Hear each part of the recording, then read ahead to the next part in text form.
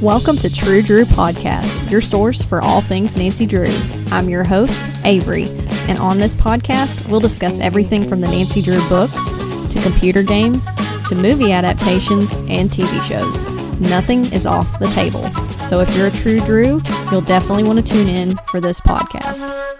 Alright, hello guys, and welcome back to True Drew Podcast. I can't believe I'm saying this, but today we are going to do episode 132 of the podcast, and we're going to be talking about The Silent Suspect. In some ways, I can't believe that there have been this many episodes of the podcast, and then on the other side of it, I can't believe that I've read this many books. I mean, some of these episodes were on the TV show and on some of the computer games, but it's been a lot of books, and we're still not even halfway done. I also like to open up these episodes by saying hi and asking how you all are and saying I hope you're doing great. I'm going to be real honest with you guys. I am struggling today. I don't know why, but this has been the most Monday feeling Tuesday I think I've ever had. But yeah, I've just been feeling kind of drained lately, and I'm hoping, like most feelings, this too shall pass. And if you're feeling that way too, I hope that feeling passes for you too, because it's not very fun. But I definitely see an early bedtime in my future.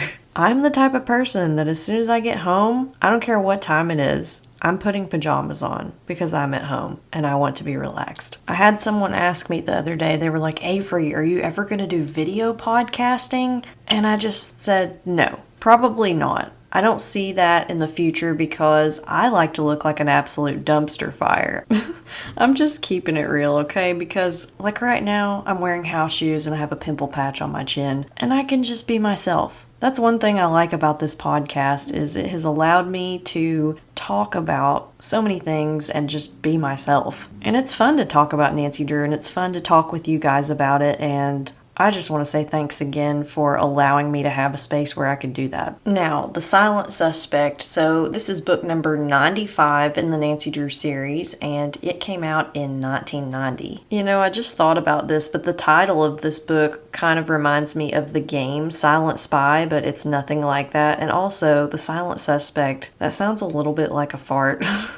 It's silent and deadly. Now, when it comes to the book cover for this book, I really like this one. The book itself is a light purple. There's a house in the background with firefighters surrounding it, and it's bursting into flames. But what I really like about this cover is Nancy. I love her haircut, her outfit, everything about her on this cover. She's wearing like these dark brown pants and a nude colored sweatshirt. She's got a chopped blonde bob, and she's holding this gold bracelet, which that plays into the story. But she's also got these loafers on and these dad socks. They're really slouchy and cool. I come from a generation where you weren't supposed to show your socks. As millennials, like in gym class or just in general, if you wore socks, that was really uncool. Or we wore socks because that would be gross to not wear socks with your shoes, but it was like this taboo thing, like something to feel insecure about. Wow, being a teenager in the early 2000s was a trip. But anyways, Nancy's whole fit on this cover, I love it. And there's actually a tagline on this book cover, and it says, Nancy feels the heat in the heart of San Francisco. Now, when it comes to a funny cover spoof for this book cover, I came up with two, and the first one is, My Precious!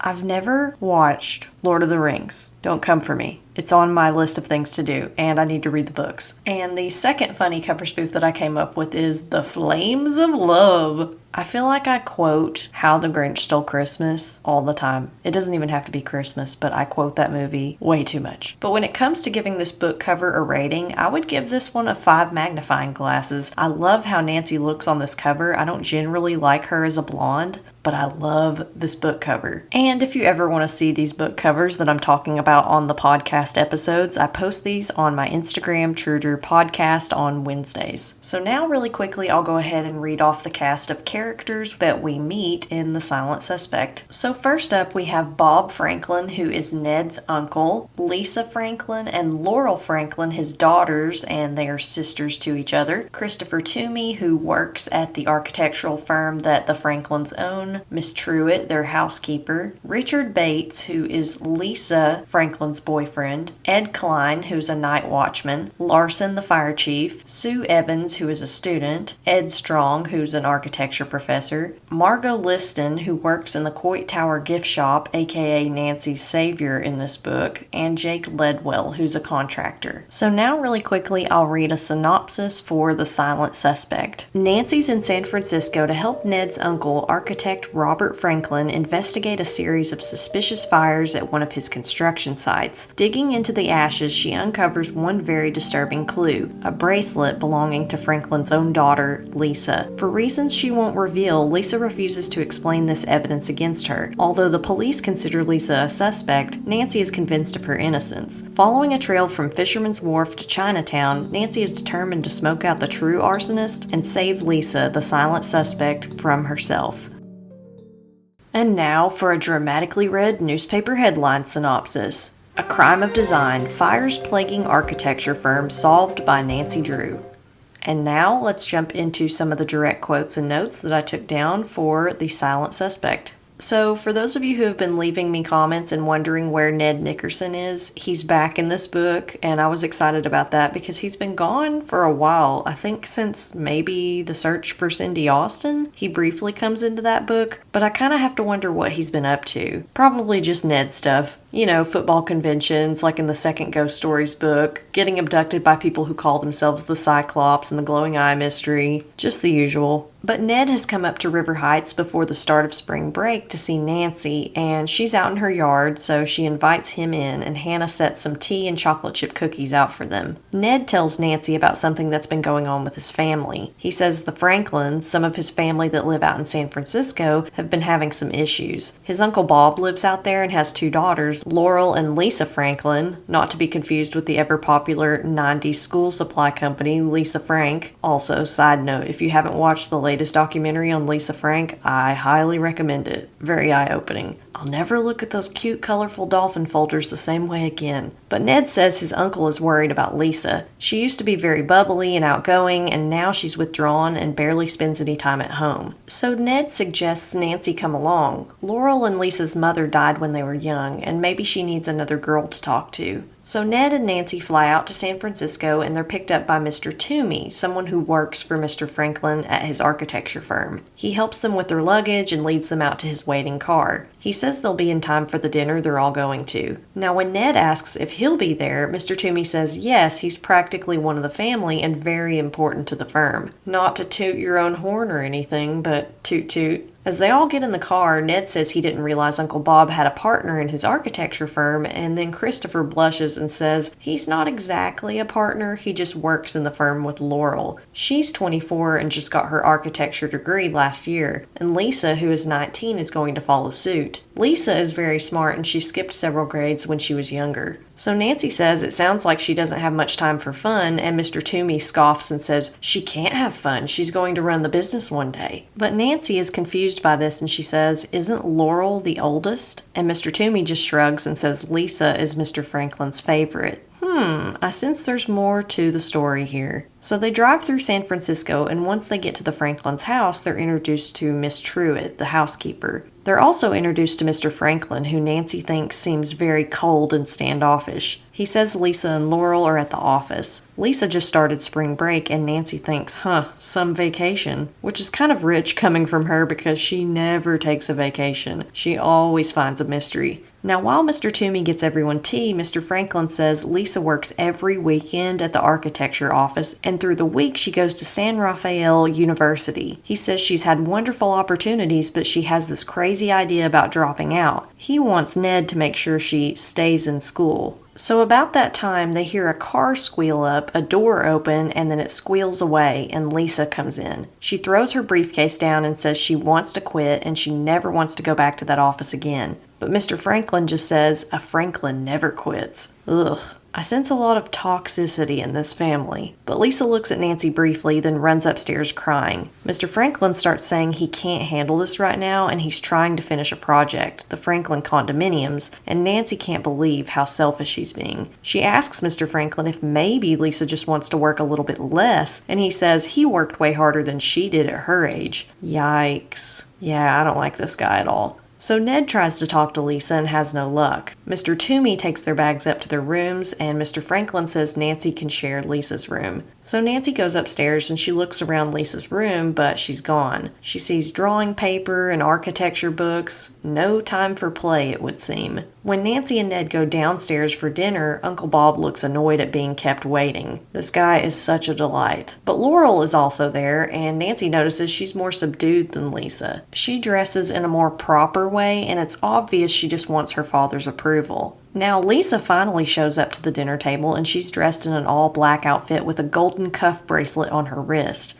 Nancy compliments her, and Lisa is sullen and doesn't say much. Mr. Franklin snaps, "Where are your manners, Lisa? You just received a compliment." But then Laurel jumps in and says Lisa is acting like a spoiled brat and always gets away with it. And Lisa says, "I'm surprised you even noticed. You never pay any attention to me." Ugh. This is one of the worst kind of dinners to be invited to, because if you're sitting there, you're probably like, I wouldn't want to be there. I would feel so awkward. But Mr. Franklin breaks it up and says Lisa should show Nancy and Ned Franklin Place the next day, and she jumps up and says she won't go near the place and wants it to burn to the ground. Then she leaves the table. So Nancy goes upstairs after her a little bit later, and she overhears Lisa on the telephone telling someone, "I'm telling you, he'll be sorry. I'll make him sorry. When I'm done with him, he won't even know what hit him." Then Lisa hangs up the phone, and Nancy has just enough time to hide behind a door as she leaves, goes out the front door, and slams it behind her. Nancy thinks to herself, does Lisa Franklin ever walk out of a room like an ordinary person? That kind of made me laugh. So Nancy goes back downstairs, and she sees Mr. Franklin, Laurel, Mr. Toomey, and Ned in one of the rooms. Ned is trying to coax Laurel into a conversation and not having much luck. Mr. Franklin looks up and sees Nancy and asks if she saw Lisa upstairs, and she says no. Laurel then makes the comment that she probably snuck out to meet her boyfriend, Richard Bates, who they don't know well. Mr. Franklin angrily says he's taking her mind off her work. He says that Lisa should be working at the firm, so after she graduates, she can work with Laurel creating designs, or Christopher overseeing the building process. But Nancy wonders to herself if Lisa gets to make up her own mind about any of this. It sounds like Mr. Franklin is too busy building this perfect life for his daughter.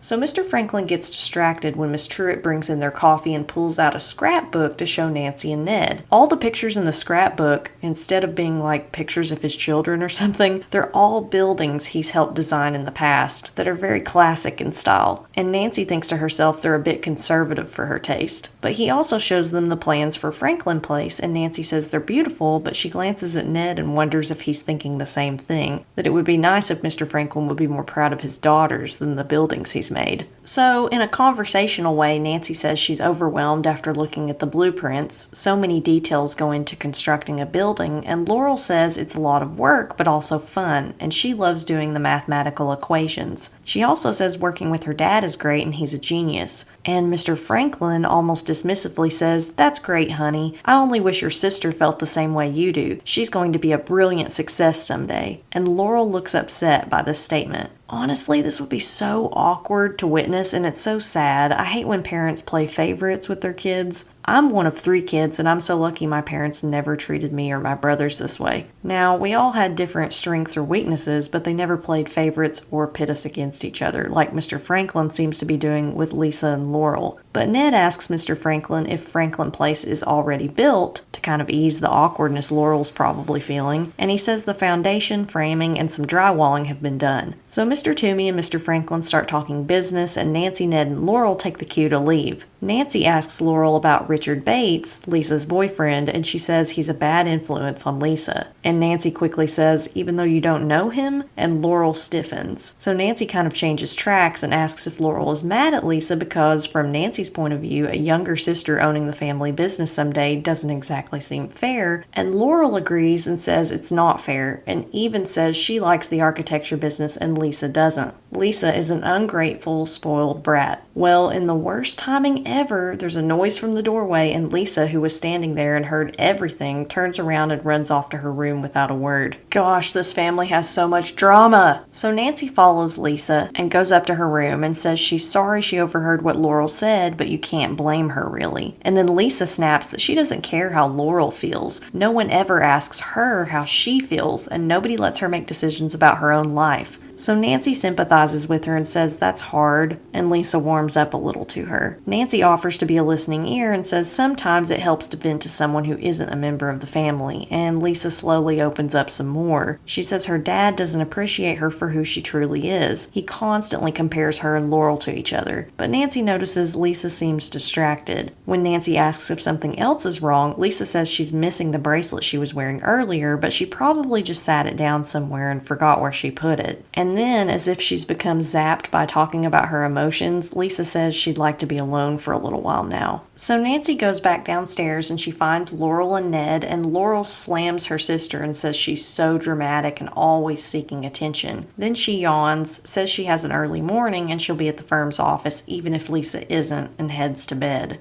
But when Nancy and Ned go into the next room where Mr. Franklin and Mr. Toomey are, Laurel's there. She hasn't gone up to bed. It just seemed like a way for her to verbally put her sister down. But Nancy and Ned plan to go out on the town and get some recommendations, but the phone rings. Mr. Franklin picks it up, answers, and when he hangs up, his face is white. He says that was the watchman and Franklin Place is burning down. So Mr. Franklin tells Mr. Toomey they need to get over there right away. Ned calls up to Lisa and she comes downstairs and she's shocked at the news. So everyone races over to Franklin Place together and it's engulfed in flames. Mr. Franklin stands there watching, devastated, while firefighters try to put out the fire. Mr. Toomey comes back over to Nancy, Ned, and Lisa and says this is horrible and he wishes he could help, but he has a feeling he would only be in the way. And Lisa snaps, "You would be." Mr. Toomey says she doesn't have to be so rude. So there's a little bit of tension between them as well, not just Lisa and Laurel. So Nancy takes a peek in the ruins of the building while Ned stands with Lisa, and she doesn't turn up any clues, but as she walks back out of the remains of the building, the fire chief yells at her. And Nancy tries to explain she's not a regular civilian, she's a cool civilian, an investigator. But the chief tells her the scene is dangerous and she shouldn't be in this building because it could collapse around her. So Mr. Franklin, who's standing nearby, says maybe Nancy and Ned should leave, but as Nancy turns to go, she sees something shiny on the ground and pulls at a string, and up comes Lisa's bracelet from the ashes, the one she said was missing. The fire chief looks at it and says it could have something to do with the fire, but maybe not. There's usually junk all over these construction sites, so he lets Nancy hold on to it. Which this is wild to me because if you're thinking that it's arson, I think you would have taken that, like that's evidence. But this fire chief apparently doesn't think much of it. Now at this point, reporters have also shown up and Nancy walks back over to Ned and Lisa,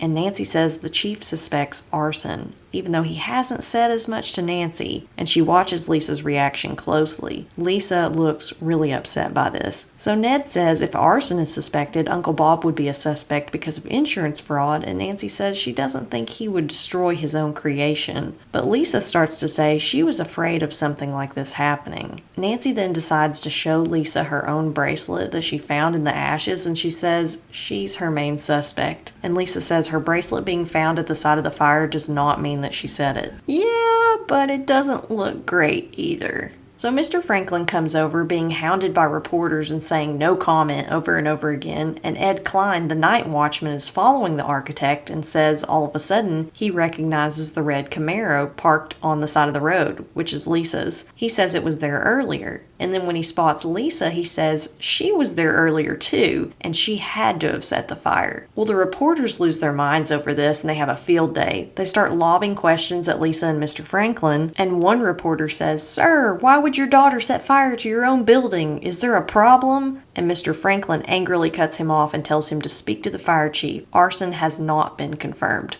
Now, while all of this is going on, Laurel edges over to Nancy and asks if she thinks Lisa set the fire, and Nancy says more evidence is needed to prove who did it. And Laurel, to Nancy's shock, gets mad and spouts, "That's right, protect Lisa. Everyone always has to take care of Lisa, even when she's committed a crime." And then she storms off. Wow, it's almost like Laurel wants Lisa to be guilty. I wonder why. Now, as Nancy, Ned, and Lisa get in Lisa's car, Nancy overhears the fire chief talking to Mr. Franklin and saying it doesn't look good and asking where he can reach them. Now, as they all drive back home, Nancy tells Lisa the police are going to ask more questions. Lisa's bracelet was found at the scene of the fire. Lisa has made threatening comments about wanting the building to burn down, and the watchman remembers her being there. But Lisa says she can't tell them why she was there. Now, once once everyone gets back to the Franklin's house, Mr. Franklin says the fire chief, Larson, did confirm that it was arson. There was an incendiary device found in the building, so Lisa insists she had nothing to do with it and they have to believe her. Mr. Franklin asks Nancy if she can help clear Lisa's name, and she says she will. Now, while they're all gathered around and talking, Laurel leans forward and proposes the theory that Richard Bates had something to do with the fire, but Lisa quickly denies this. But Laurel says Richard did drive Lisa home that day, and Lisa was in a horrible mood then. So Lisa snaps at Laurel. Mr. Franklin jumps in and says Nancy needs to investigate Lisa's boyfriend, and Nancy says everyone needs to just calm down. I mean, Nancy's only been here for a few hours, and this family is at each other's throats. So Nancy asks to borrow Lisa's car to do just that and look into Richard Bates, but Lisa says she wants to go with her. But Nancy says Lisa needs to be home in case the police want to question her further. So Lisa yawns and says she's going to go to sleep, and Laurel says her sister can fall asleep at the drop of a hat. But when Nancy goes upstairs to sleep,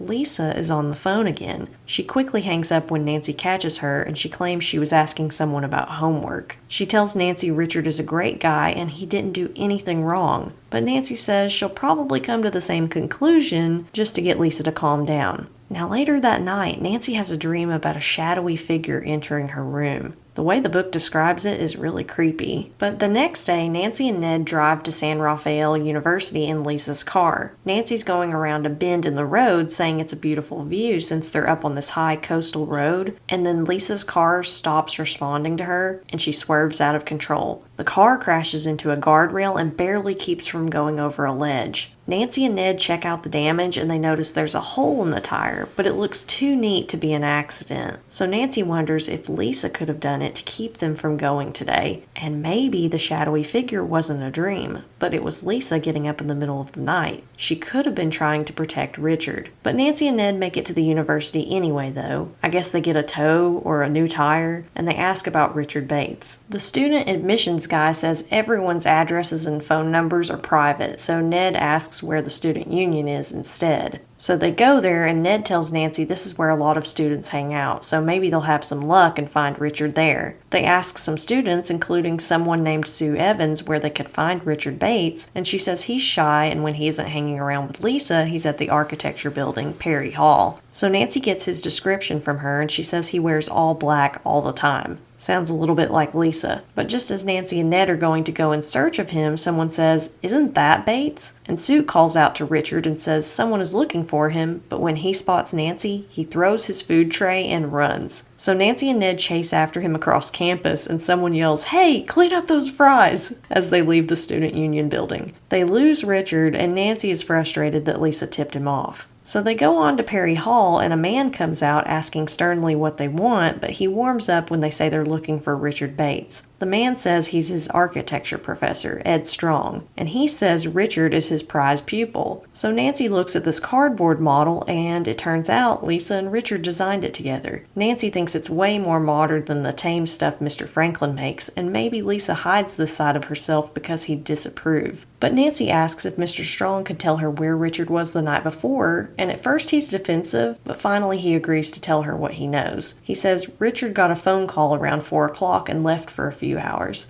And Nancy thinks that matches with her timeline of him calling Lisa. Mr. Strong is quick to say he doesn't think he was out causing trouble, though. So Nancy and Ned leave the university, and Nancy calls the Franklin house. Laurel picks up, and she says the police have been by, and it looks bad for Lisa, but she defensively says she didn't tell them anything they didn't already know. So Nancy asks to talk to Lisa, but Laurel says she's pouting in her room. When they hang up, Nancy tells Ned Laurel is a goody-goody, and no wonder she drives Lisa crazy sometimes.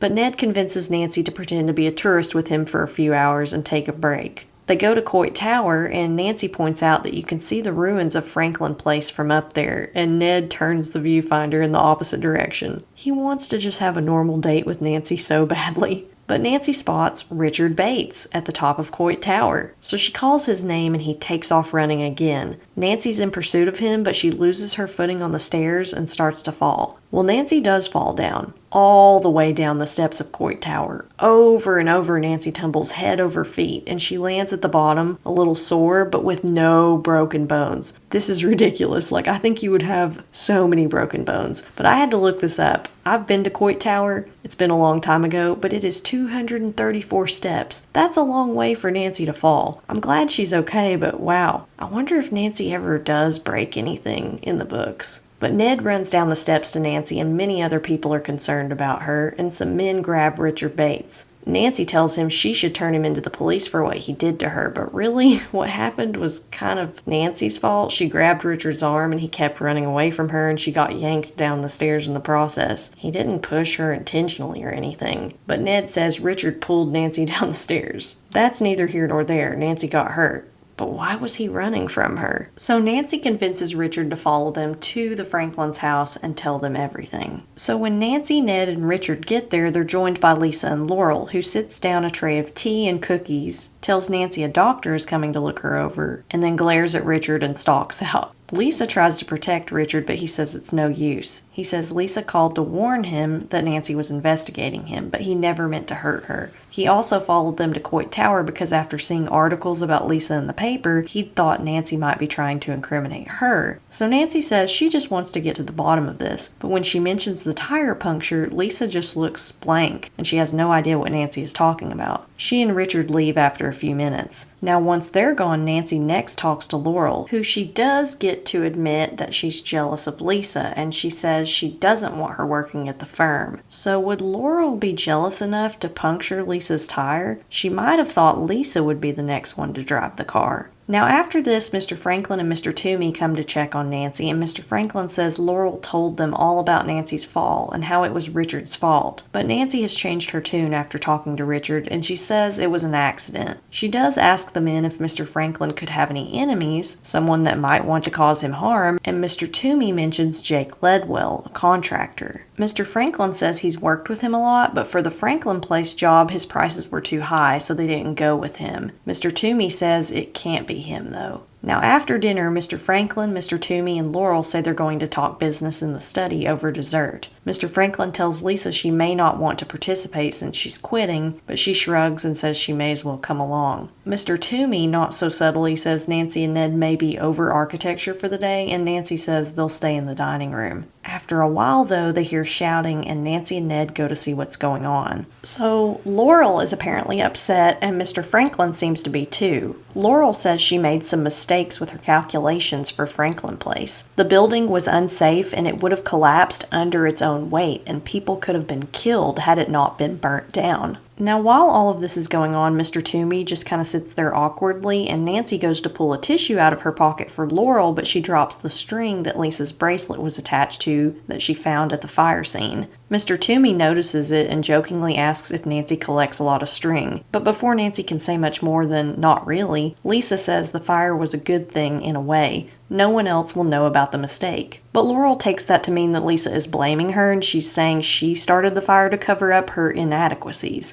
So Laurel runs out of the room. Now I've just got to say, there's a reason why I'm not an architect. All the mathematical equations that go into building a building. I'm so bad at math. If I tried to design a building in anything other than The Sims, that thing would fall in on itself so fast. Nobody would know what hit him. So Mr. Franklin asks Nancy if she thinks Laurel set the fire, and Lisa quickly comes to her sister's defense. Nancy says she's going to look into Jake Ledwell, the contractor, without answering his original question. So after everyone's done talking, Nancy goes up to bed, and when Lisa finally comes up there, Nancy says she didn't seem too surprised about the miscalculations and asks if she knew about them before. And Lisa blurts out, "How did you know?" And then she admits that she did know that Laurel had miscalculated when it came to Franklin Place. She'd found the mistakes a while ago, but she hadn't known how to bring it up, probably because her and Laurel's relationship is so tense, and any kind of comment from Lisa would be seen as criticism to Laurel. So Lisa tells Nancy she destroyed the calculations so Laurel wouldn't get the blame. Now after this, Lisa goes to sleep, and Nancy thinks to herself, no one is really off the hook.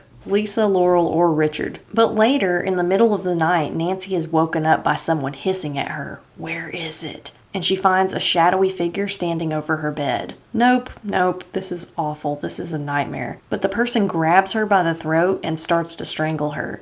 Nancy thankfully manages to knock a lamp over and it wakes up Lisa. She sees what's going on and she tries to stop the attacker and is pushed away. So Lisa screams for help as Nancy pulls at the attacker's mask and manages to scratch their cheek. But the attacker jumps out the window just before Mr. Franklin arrives. But by the time Nancy catches her breath, she sees the room has been torn apart. The intruder was looking for something, but what? The only thing Nancy can think is Lisa's bracelet. Ned is also worried about how dangerous the case has gotten, and Mr. Franklin says he'll call the police while Laurel sweeps up the broken lamp. Now the next day, Nancy and Ned go to see Jake Ledwell. He's yelling into a phone when they get there, and when he hangs up, he asks what they're staring at. An all-around pleasant guy. But Nancy has already come up with her plan. So she goes into Mr. Ledwell's office and she tells him that her father is big in real estate and really wanted to use his services but couldn't reach him the day before yesterday. Now she's doing this to substantiate his alibi, but Mr. Ledwell admits he just fired his secretary last week. So Nancy says if he can prove what he was doing that day, her father might reconsider hiring him. Coincidentally, the day she's asking about is the day of the fire. So Mr. Ledwell shows her his appointment book and says he had a meeting with a Mr. Casey. Nancy ends up being forced to give Mr. Ledwell her dad's number after he gives her Mr. Casey's, but when Ned asks about it as they leave, Nancy says she'll warn Carson. Ned also says he overheard Mr. Ledwell say he was short on cash. Now when Nancy and Ned get back to the Franklin's house, Lisa says someone just tried to burn down their office trailer at Franklin Place. Lisa and Richard were out in the yard studying when Mr. Franklin called to tell them. He and Mr. Toomey were out having lunch, and Laurel was the only one at the trailer, and she saw smoke pouring out from under it. It's not looking so good for Laurel. So Richard says Lisa wanted to drive over to the trailer, but he thought that wasn't such a good idea as people were already blaming her for the last fire, and Nancy says that was a smart move on their part, but she does ask if they were home all morning.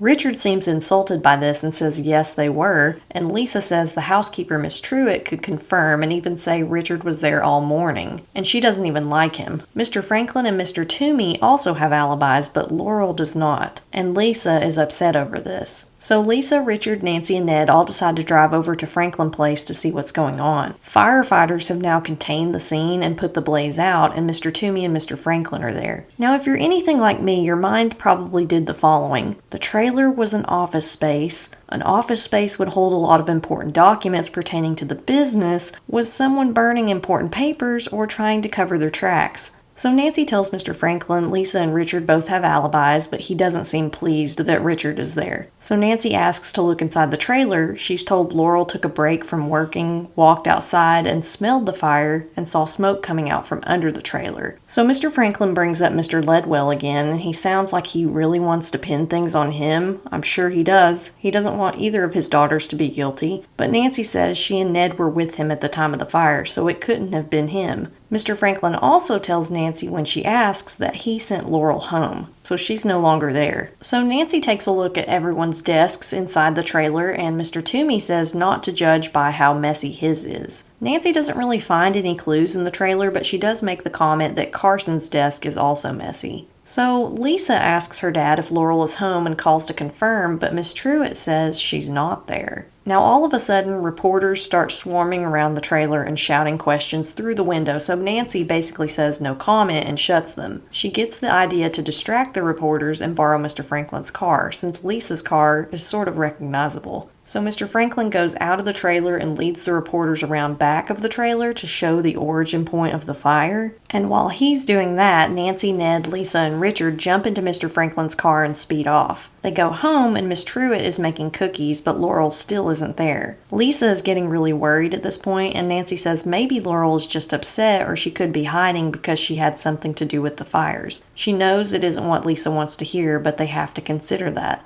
So Lisa volunteers to help find Laurel, and Nancy says they may need to split up into teams and asks if there are any places Laurel likes to hang out. Lisa says she goes to Chinatown and Fisherman's Wharf sometimes. So Lisa and Richard split off and go to Chinatown, and Nancy and Ned say they'll go by Franklin Place again and maybe by Fisherman's Wharf. When they get to Franklin Place, Mr. Toomey is in the trailer working, and Ned says they brought Mr. Franklin's car back, but Mr. Toomey says he went to a meeting, so they may as well keep the car. He also shows them what he's been working on, but Nancy and Ned are impatient because they want to keep looking for Laurel. Mr. Toomey also makes the offhand comment that it would be a shame if the miscalculation incident makes Laurel lose confidence and want to quit the architecture firm. So Nancy answers the phone in the trailer after a few minutes. She'd asked Lisa to call her after a while to give an update, and Lisa says they still haven't found Laurel, but she thinks they should all meet back up. So Nancy gets the address for Chinatown from her, but before she can ask for directions, Lisa hangs up. So Nancy asks Mr. Toomey for directions, who says he'll tell them the scenic route. But Nancy's like, no, we need to get there faster, like time is of the essence. So Mr. Toomey rubs his chin for a minute, writes down directions, and gives them to Nancy. Now Nancy and Ned take the cable car, and on the way, Nancy notices there's makeup on the paper with directions that Mr. Toomey gave her. Nancy thinks that's a little weird because she's only wearing blush, and Ned's just like, well, don't look at me, which earns a laugh from Nancy. But Nancy gets distracted after a few minutes because they seem to be going the wrong way, so she asks a woman for directions to Chinatown, and they've been going in the exact opposite direction. So when Nancy and Ned finally get to Chinatown, they look around for Lisa and Richard. Nancy has a man step out in front of her on the sidewalk trying to sell her fireworks, and he's really off-putting and says they have an extra long fuse, which will give you plenty of time to get away, and then bang. So Nancy walks off from this guy a little unsettled, and she joins Ned, who has found Lisa and Richard, and then it clicks. She tells everyone that Mr. Toomey started the fires. He was wearing makeup for one because he was the one who came into Nancy and Lisa's room and Nancy scratched his face, so he had to cover that up. Mr. Toomey set the fires also with one of the firecrackers with a long fuse and a timer, so he could be other places and appear to have an alibi. Nancy says Mr. Toomey has worked for the firm for years and was probably mad about being passed over so Laurel and Lisa could have more important roles. So they all get in the car and they race for Fisherman's Wharf. Laurel could be in danger. Now when they get there, Lisa says Laurel likes hanging out at the Wax Museum or one of the old ships, and Nancy points out the ship. They split up and go to the separate locations.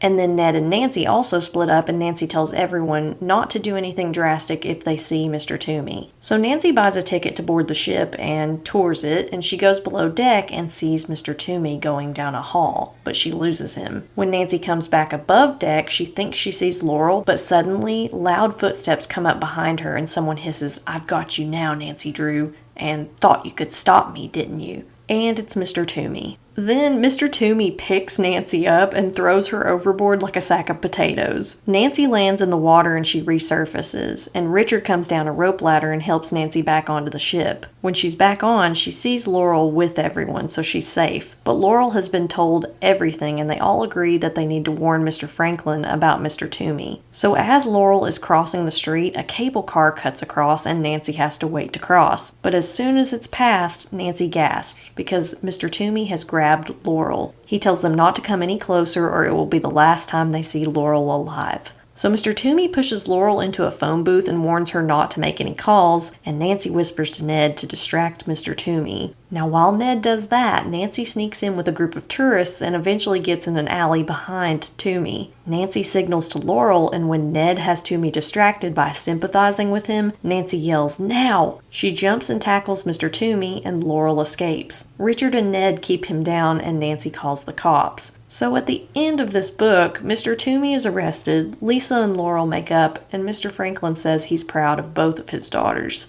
And that's the end of the mystery. So now let's go on to a little segment that I like to call What's Cookin'. So in this book, we had mentionings of iced tea and Hannah's chocolate chip cookies before Nancy left River Heights, orange juice, blueberry muffins, more tea, more cookies, chocolate cake, and hot chocolate. Now let's go on to a segment that I like to call Add That to Your Resume. So I put that Nancy is a triple threat. She was strangled, she falls down the stairs, and she's thrown overboard in this book. She could have been seriously hurt in all of those instances. Now let's talk about some things I liked and some things I didn't like about The Silent Suspect. So I actually really enjoyed the family drama because it did have a good resolution. It was really annoying to read at first, or it was just like, why is Mr. Franklin pitting Laurel and Lisa against each other and picking favorites? But I'm glad that it ended well. I just hope that he changes his ways because he was just kind of horrible. I also like the San Francisco setting. I thought that was really neat. And there wasn't really much that I didn't like. I didn't write anything down. So as far as a book rating goes, I gave this one 4.5 magnifying glasses. This one had a really interesting ending, a lot of memorable characters, and I liked the overall plot. So that concludes this week's episode of True Drew Podcast. I hope you guys enjoyed it. For next week's episode, we're going to jump into the next book, book number 96, The Case of the Photo Finish. So if you like a sports setting where there's high school teams competing against each other, then you're definitely going to like this one. Until next time. Thank you for listening to this episode of True Drew Podcast. Can't get enough of the podcast? Then check out my subscription series, True Drew Files, available on Apple and Spotify. For Nancy Drew books and merchandise, you can check out my website, www.truedrewpodcast.com. For business inquiries, you can contact me at truedrewpodcast@gmail.com, or you can connect with me on Instagram at True Drew Podcast.